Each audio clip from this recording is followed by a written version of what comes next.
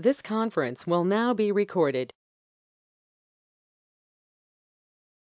Good morning, welcome back. Yesterday we discussed node affinity, pod affinity, and pod anti-affinity, and then later we went to discuss a topic called services in Kubernetes. The problem is, when pod is created or updated or restarted, the IP address keeps on changing because pods are ephemeral in terms of network as well as storage by default. When one pod wants to communicate to another pod, if it is through IP address, the IP keeps on changing, it will become a problem. And there can be many replicas of pod running. We cannot store all the IP addresses to communicate with another pod. So that is a problem here that can be solved by a Kubernetes service mechanism. And here your pods are attached to the service that can work as load balancer between the pods, and another pod, for example, application A wants to communicate to application B, it can directly hit the URL of service B. So this is like with the name, it will not change generally. Once we create, the name will be permanent. When the pods are getting created and destroyed, created again, these IP addresses are registered to the service. So it can work as load balancer and service mesh both. So that is the advantage of Kubernetes service. It's a simple thing. Now let us create our services practically. Before creating service, let us see the replica set, because we want multiple pods to attach to the service, right? So let us see a replica set. It is also one type of Kubernetes resource.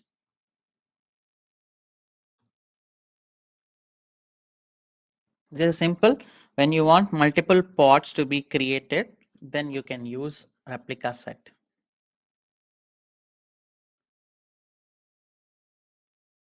Example, let's take this.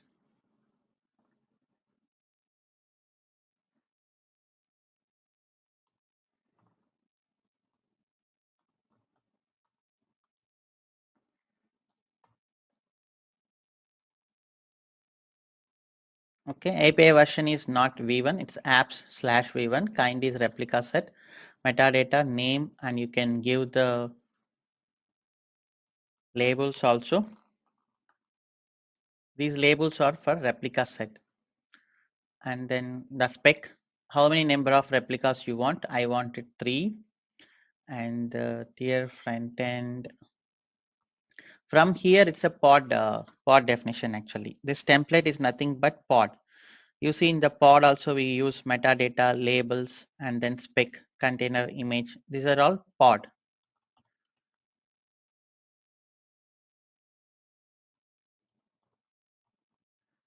Okay, on top of this pod, you are creating a replica set object that will create multiple replicas.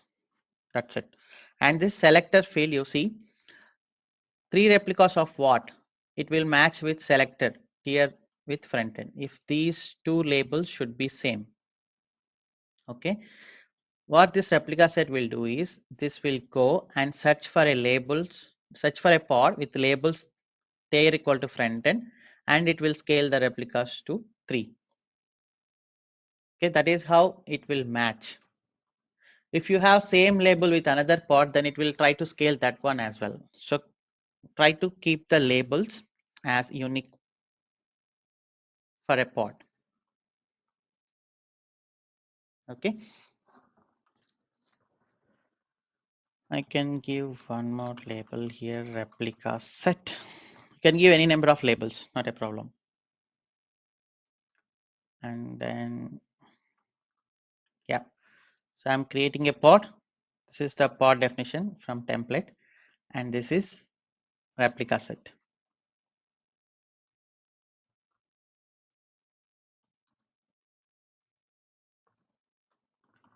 kubectl. Let me get the node information.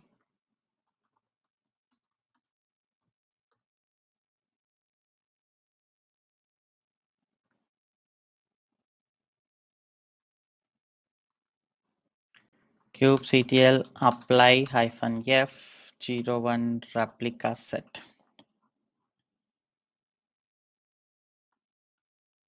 created kubectl get rs means replica set. You can give full name or short name. Okay, now 3 desired, 3 current, 3 ready. Everything is ready. Now you can see the pods. There will be 3 replicas running.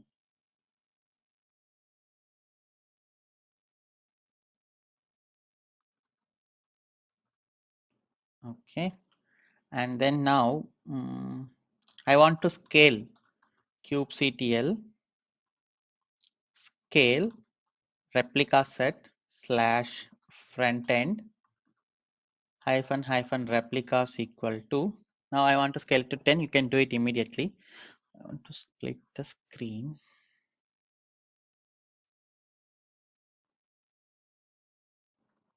How to split cmd command prompt alt shift T.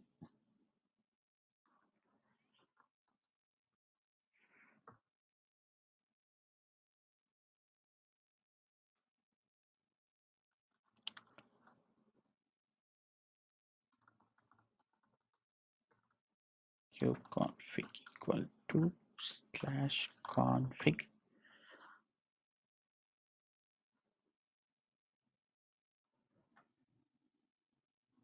alt shift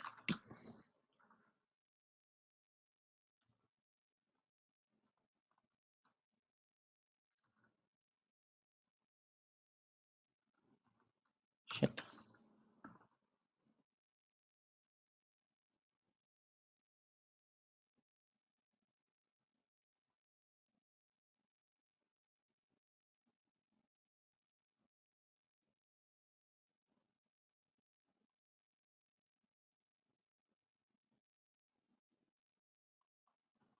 I'm just trying to split the command prompt.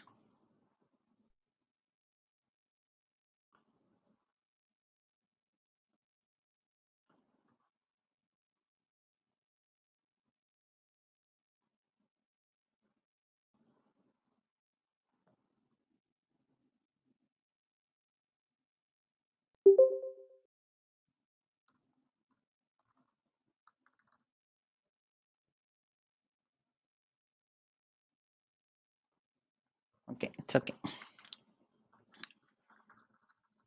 Now I want to scale it rs front end and then replicas equal to 10.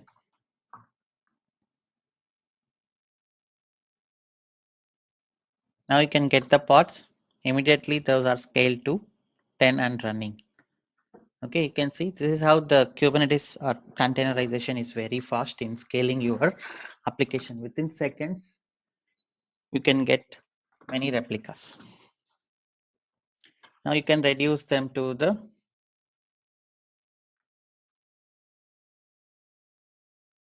single replica also.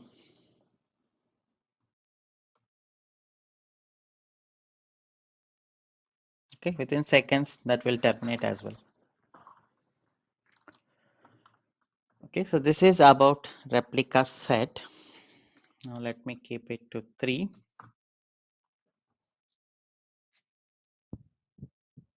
These type of questions you may face in the CKA exam, like how to scale the existing replica set. You can try changing here and then pushing the manifest, or you can change through the command prompt as well. Okay, so now let us discuss the service.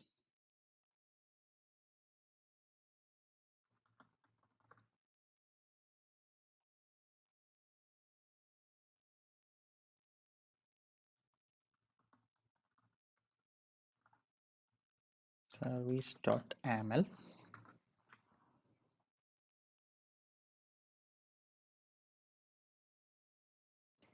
Okay, so this is defining a pod and attaching the pod to a service, either pod or replica set. So now let us take this replica set and then attach this to the service. The service is this one, API version v1 kind is service metadata. All this is same. From the spec it will change. Spec selector, how can this service attach to the pods based on the labels only? The labels what we have given here, tr equal to front end. The same label you should give here. Based on the labels, then service will go and attach to the pod. Okay. And port number. You know,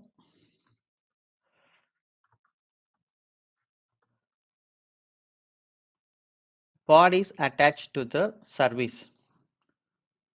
For example, this is service and this is pod. Someone hits on the service actually. Someone hits on the service. And they should need some domain name and IP address and then port. So this port is called service port. And this service should hit the pod.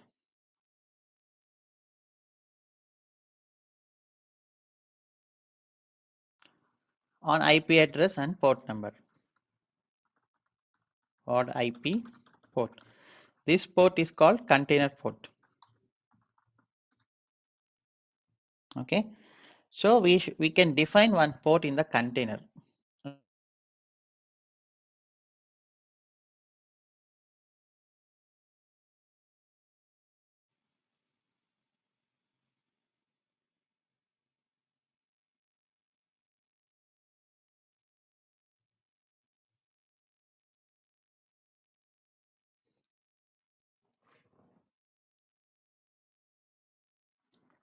Okay.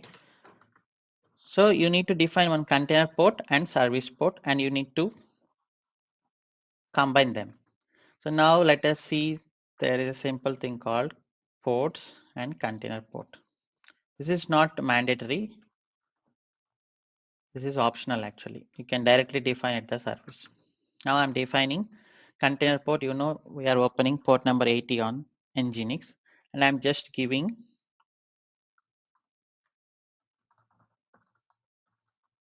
one name to this. Okay. And here you are giving a name for the service port also. Nginx service port or just service port. Protocol is TCP and port you are opening on the service is port number 80. This is service port actually. Target port is nothing but container port.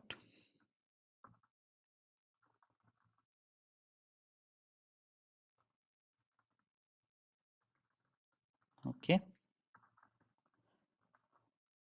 You can give the name or you can directly give the port number.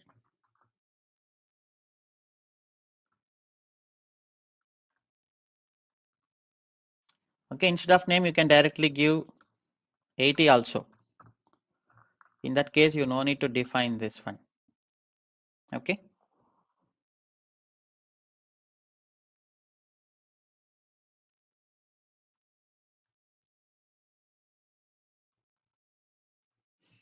Now I am creating a service that go and attach the ports with labels tr equal to front end and then it will open port number 80 on the service and attach to the target port, that is port number 80. Okay.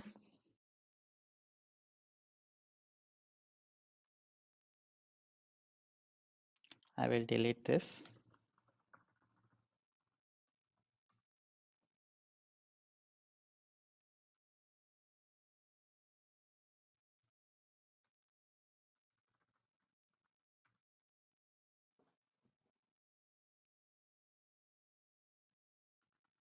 Now you can go and check kubectl get svc.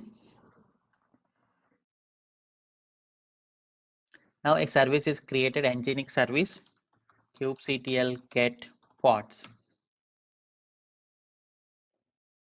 3 pods are running. Now you can describe the service kubectl describe service nginx -service.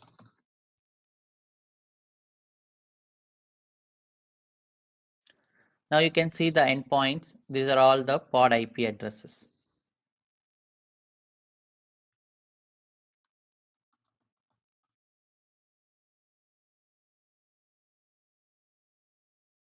Okay, 47, and then 44.47, this one, and then 3481 and 11.202. All these are your pod IP addresses. And now if you hit this URL or this name Nginx service or this IP address, then this will balance the load between these IP addresses. Okay, but this service by default it is called as, the type is cluster IP.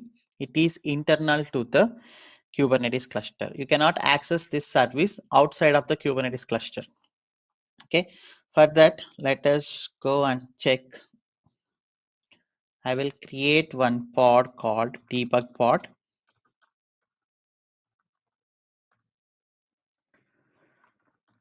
API version v1 kind pod, metadata name is debug. Namespace by default it is default namespace. Okay, all the things we are working now in default namespace. And then spec containers name debug image CentOS command.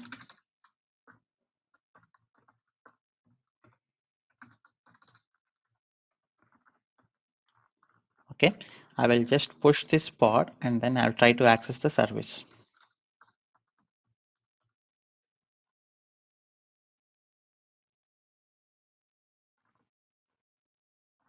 kubectl get pods.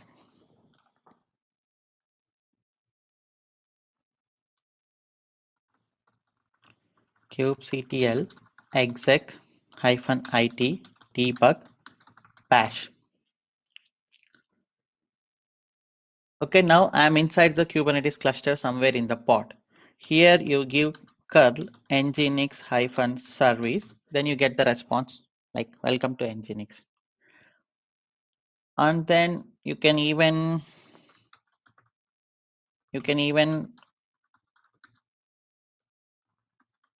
use the cluster IP.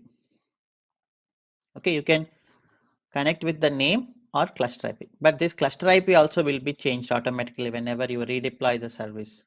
So better we always go with service name. Okay, let us check that with cluster IP as well.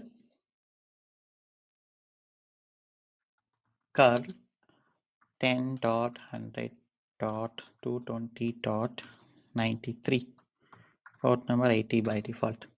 So you are getting the response. Okay, this is the service. By default it is cluster IP type. This is purely internal to the Kubernetes cluster. Okay, now let us have, we created another namespace called dev.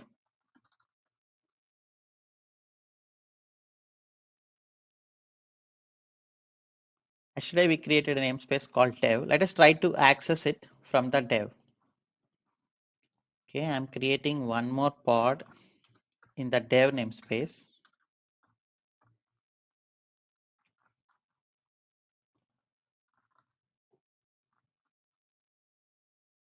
Name is debug1.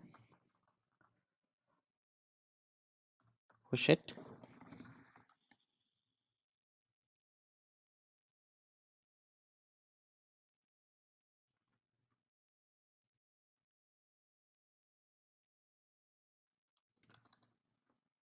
-n dev.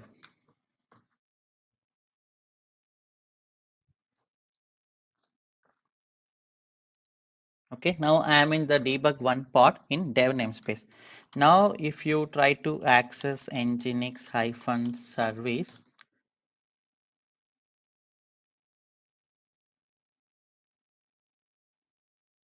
will not get the response because this service name is valid for that namespace only. This service is running in default namespace. Now I'm trying to access it from dev namespace. By default it will not work. So in that case what you need to give is dot, the namespace it is existing. default.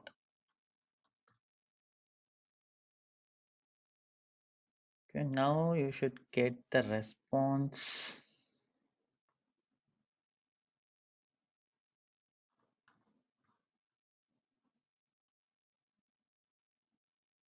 Nginx-service.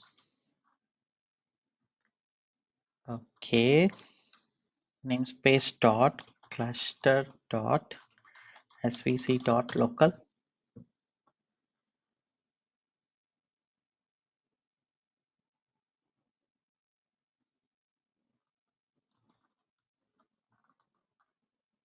Okay, let me try this.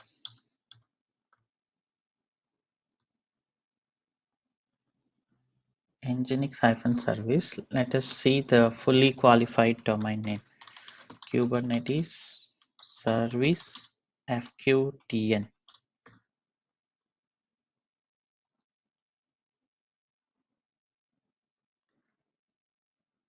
Namespace dot svc dot cluster dot local. Okay, let us see this.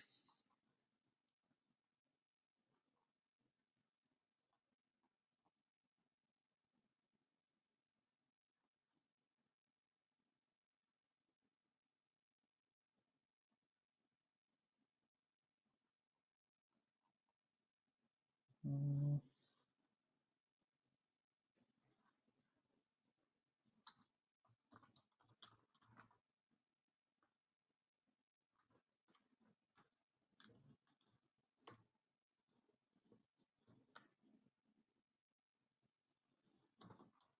curl nginx-service dot default.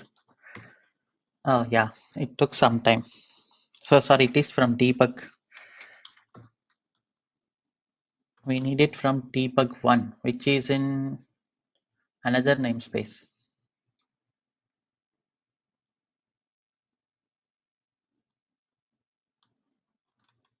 Debug 1 hyphen f and dev. Curl nginx-service give http dot default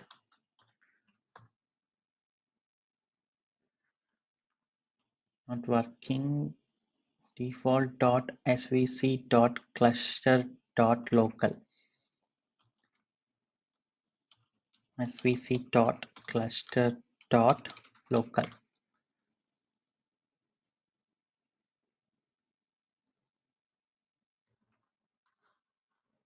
should work. How to access Kubernetes service from another namespace.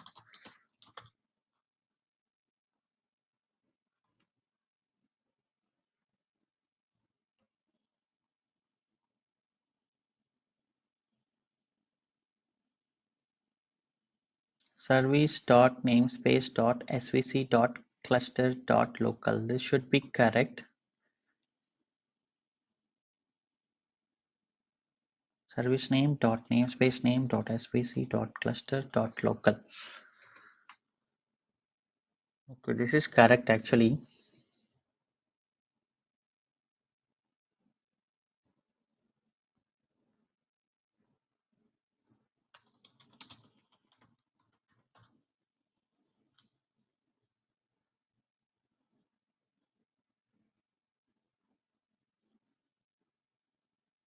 Okay, there is some problem within this pod, I think.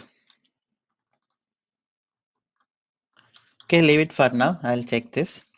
But when you need to access the service from another namespace, the fully qualified domain name is like this. Okay.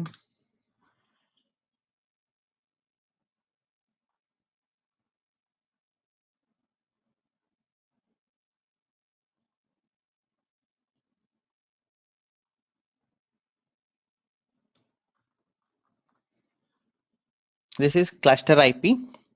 You can only access within the Kubernetes cluster, either from the same namespace or from different namespace. But if you want it access from the internet, there is another option called node port.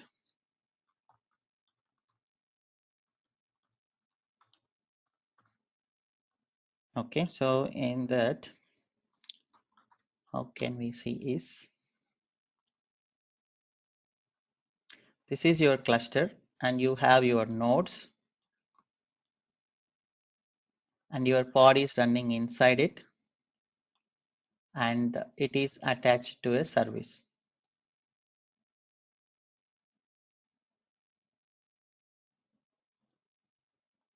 Okay, within the Kubernetes cluster, if you are here,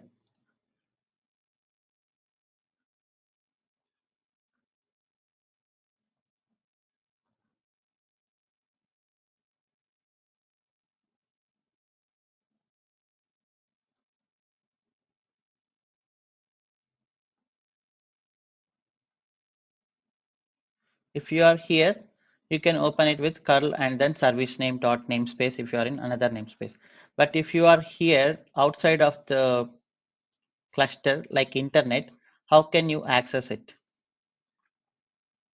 There is something called node port.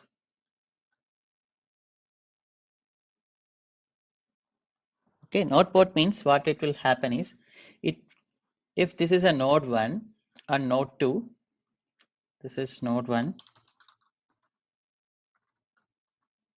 and node 2. It will open a port.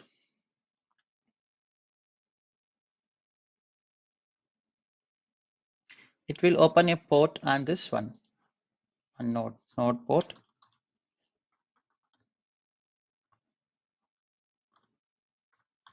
And it will open another port on this one. Okay, you hit it with curl, either it can be node 1 or node 2, node 1 colon node port. You hit like this, curl node 2 colon node port. You hit like this, what Kubernetes will do is either if the pod is running only on node 1, still you can access with node 2 IP address colon port. Now the request will go from here. Okay, and from here there will be a rule written inside it. Whenever node 2 receives a traffic on the node port, then it should forward the request to the service and this will go here. Similarly, if you hit node 1 also, traffic will come and a firewall rule will be written. Whenever node 1 receives traffic on this port, forward that traffic to the service. Okay, so this is how node port will work. Okay, any doubts still here?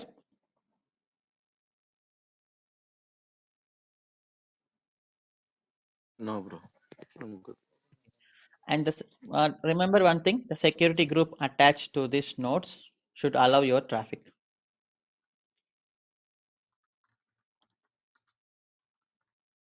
In on-premise, it is like firewalls.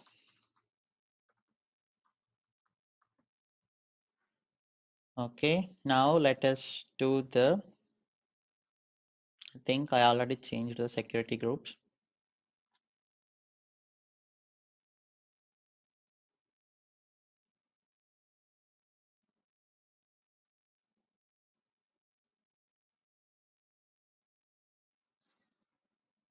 Okay, go to security group.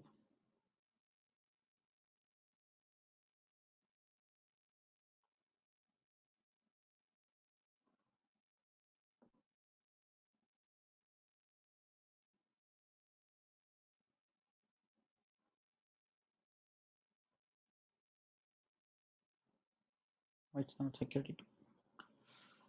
Security group. Click on this.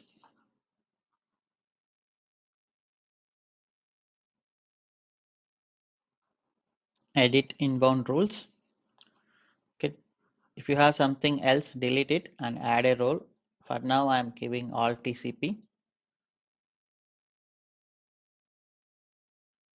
Okay, so the same security group ID is also attached to the another node 147. 147. Okay, now let us create the node port. First, let me delete this.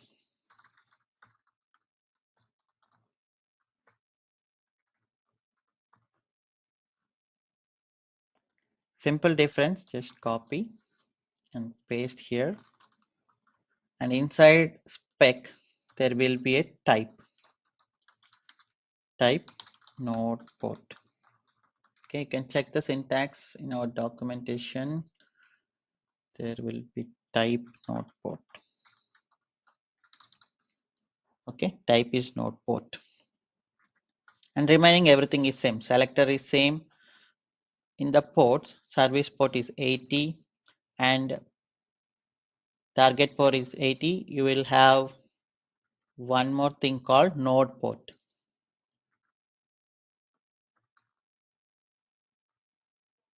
Okay, it is creating just one more component called node port, and the range is for the node port, it is 30,000 to 32,767. If you don't give this also, no problem, Kubernetes will select one random port. Okay,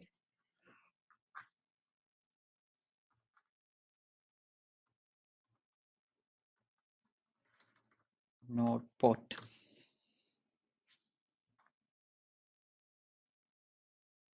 created. Now you can go and check kubectl get svc.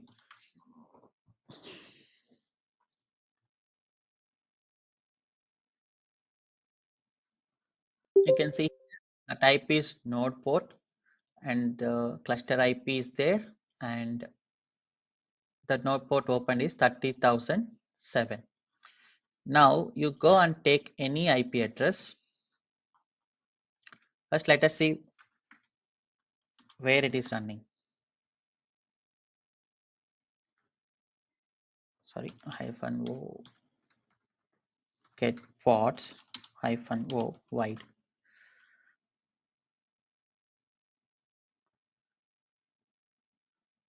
So these ports are across all the nodes. Okay, each pod is running in different server. You can take any IP address and give 30,007. Now you are getting the response. So if the request is going to this node, it will forward this IP address. Request, irrespective of the request going to any node, it each will forward the traffic to this service.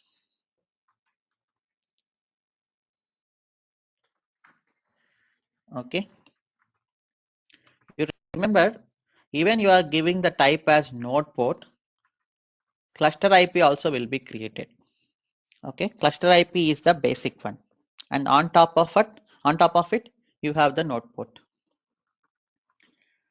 That is the node port, and then another thing that is called load balancer. This is like when you are working in AWS, it will create the EC2 load balancer for you automatically. The type is load balancer. This support will be there for the cloud.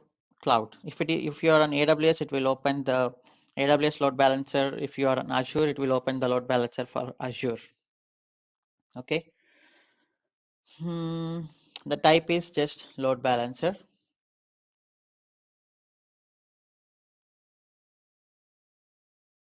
That's it. Let us create load balancer.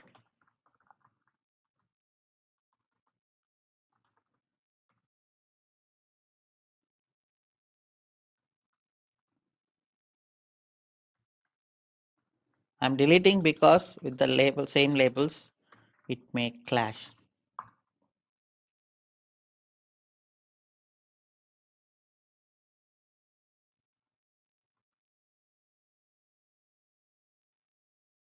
Type is load balancer, and then You no need of this.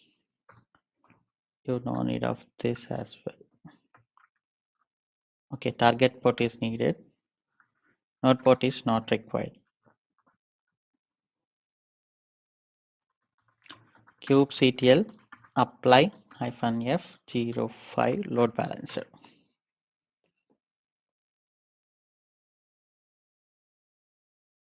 Okay, created. Now you go and check. See, you got one external IP. This is the load balancer actually. So now we have three types of services. One is cluster IP, internal to the Kubernetes cluster. Node port, you can access the service from the internet using the worker node IP addresses. And then the third one is external IP or load balancer. Kubernetes will create one load balancer for you, and you can access the service with this one.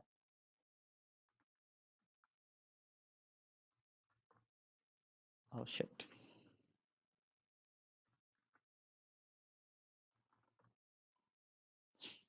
Okay, it may be creating, it will take some time. If you go and check the load balancers.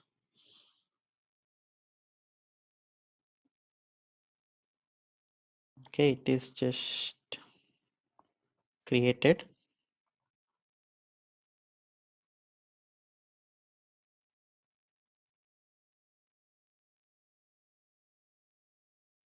Take some time for to come into available state. Here the state will appear.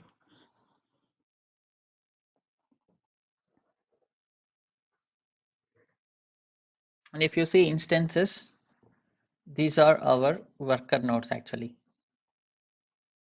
Okay. Now how the load balancer will work is, it will create a load balancer.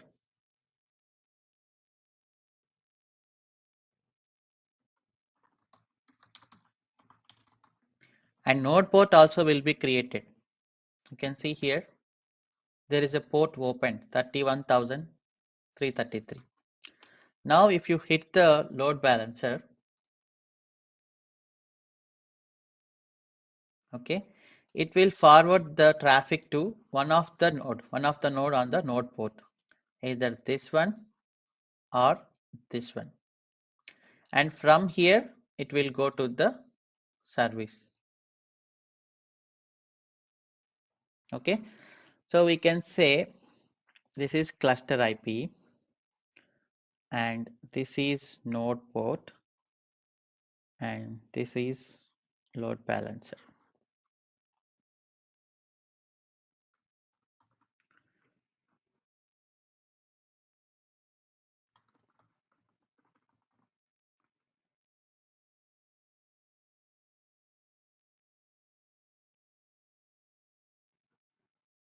And this is cluster IP. Okay, cluster IP is a subset of node port. Node port is a subset of load balancer.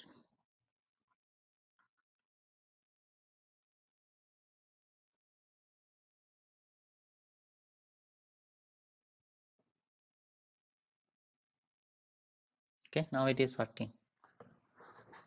Now the traffic is going from internet to the load balancer and it is forwarding the traffic to the one of the nodes on that particular node port, and from here it is going to the service. Okay, any doubts still here?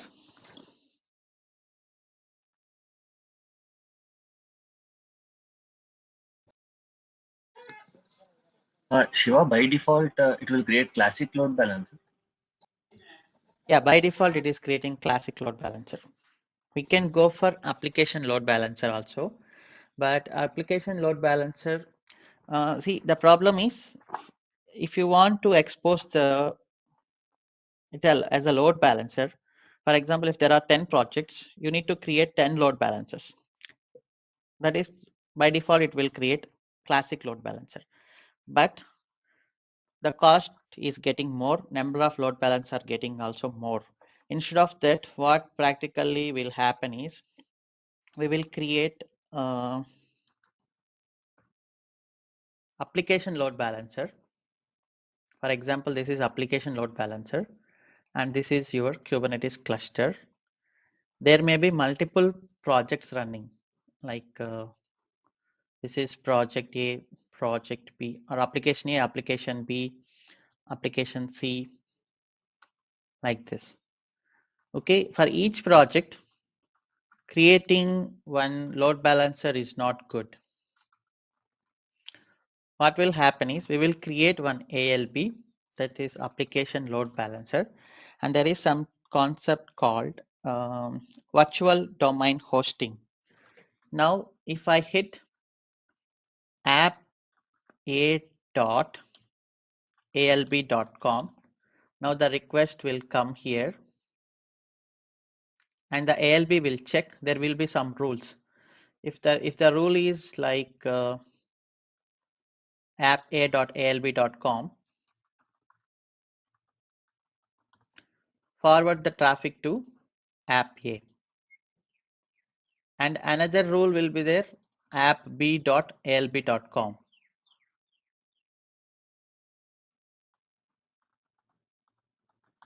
Now forward the traffic to app B.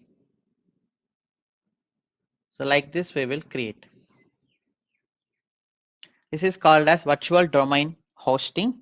Instead of creating more load balancers and increasing the cost, and we go with this approach, intelligent load balancing. And this is one approach, app.alb.com, or else there is context path, that is alb.com/app or alb.com/appb. So like this, we can choose any of this, and we can forward the traffic to the particular app running. We will see this approach in the coming classes. Okay, so this app means it's a microservice or a separate application. Yeah, separate application also. Like for now, for us, we have only one front end, right? In our Yes. microservice application, so we have one front end. We have one front end, and then we have multiple services like cart, user, catalog, and then shipping and payment. And we have DB services like MongoDB, MySQL, RabbitMQ, and then what else? Redis. It is. MongoDB, MySQL, and then Redis and RabbitMQ. So out of this, which needs the internet exposure? Which service needs the internet exposure?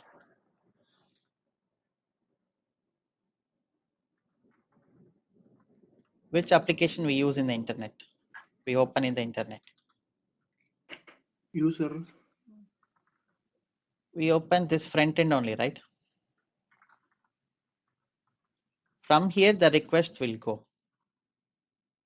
Like from here, if the request is like /API/user, the request will go to this.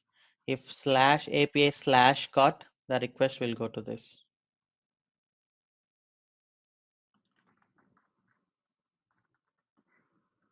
And then if this one is /API/catalog.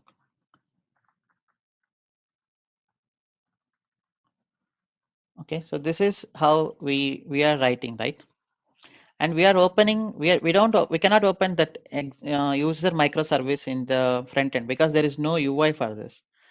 Now we have a load balancer in front of Kubernetes cluster, and we name it as like RoboShop application. Now the rule will be like roboshop.alb.com. When someone hit, the request will come here. This is the entire RoboShop. Similarly, there can be another applications, right? Like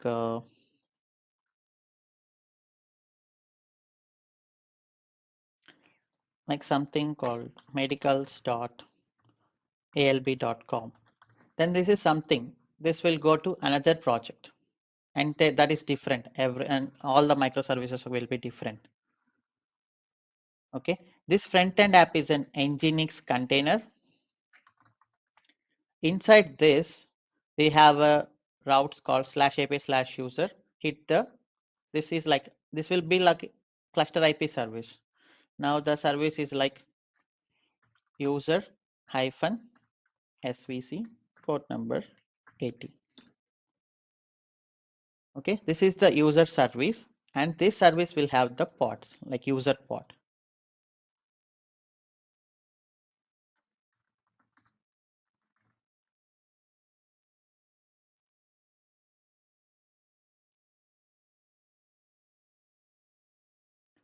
Okay, what will happen if suddenly the load is increased? Now another pod will be created, user pod, and this will go and attach to the service.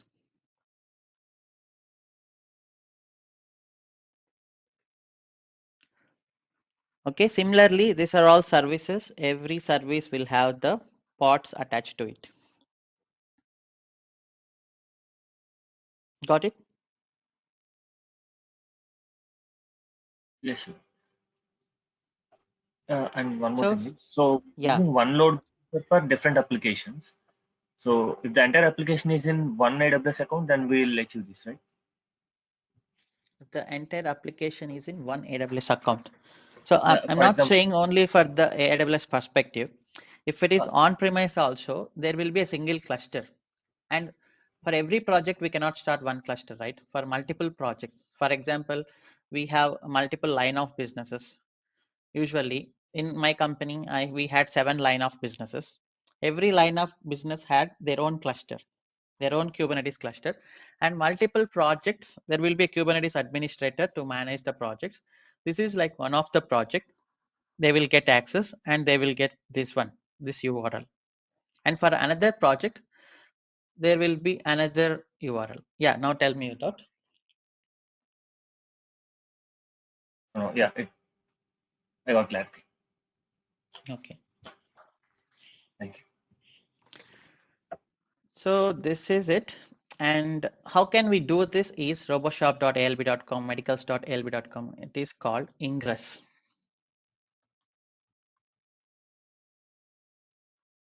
Okay, this Ingress we will discuss. And this is called as Ingress controller. On premise, you call it as Ingress controller. In AWS, you call it as application load balancer. Okay, this is also an Nginx load balancer only. It's some kind of proxy. See here, we are doing /api/user, sending it to this one. Similarly, here we are doing alb.com/api, sending it to api. Okay, so this is also a reverse proxy kind of implementation.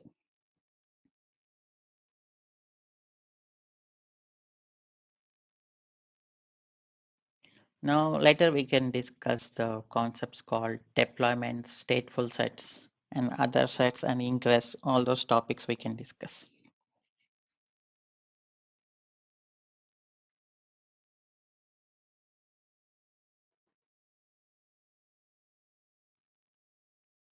Any other doubts?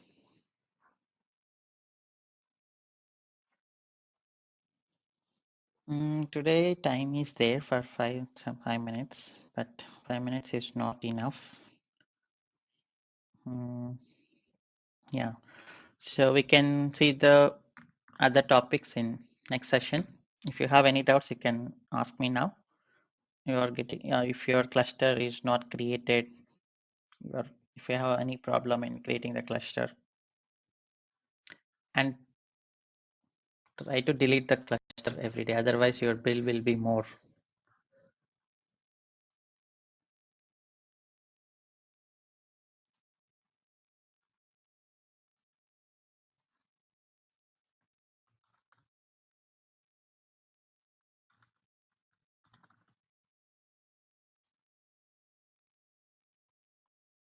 Why is it asking?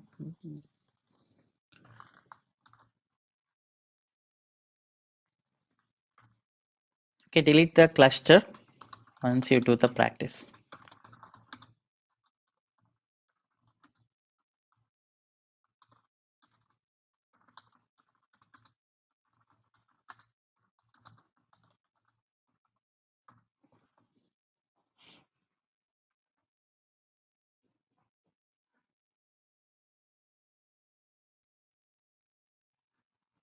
So it is cleaning up AWS load balancers created by Kubernetes objects as well.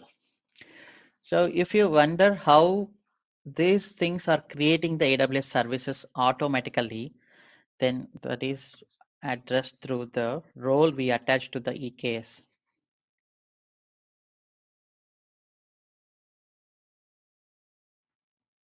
This EKS cluster is creating the load balancers, everything, right? That is possible through the role.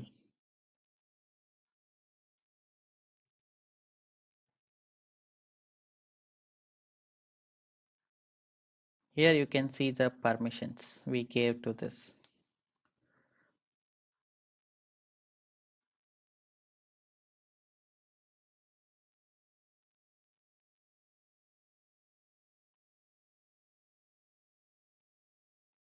So these are the permissions we attached. That's why it is able to create the load balancer automatically. Otherwise, it will get the permission denied error. Okay.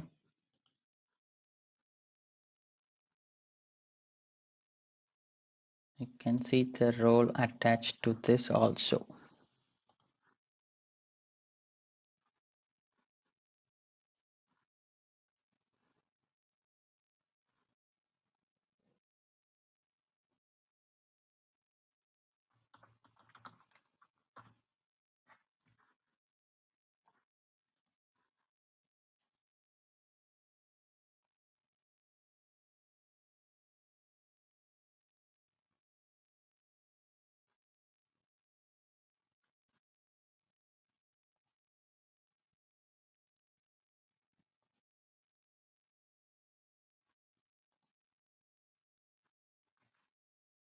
Okay, so we have all the permissions attached.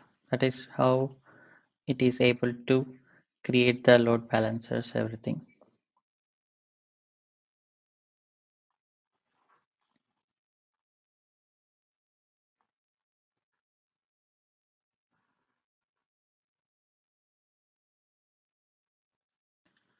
Okay, if no doubts, we can end the session for today.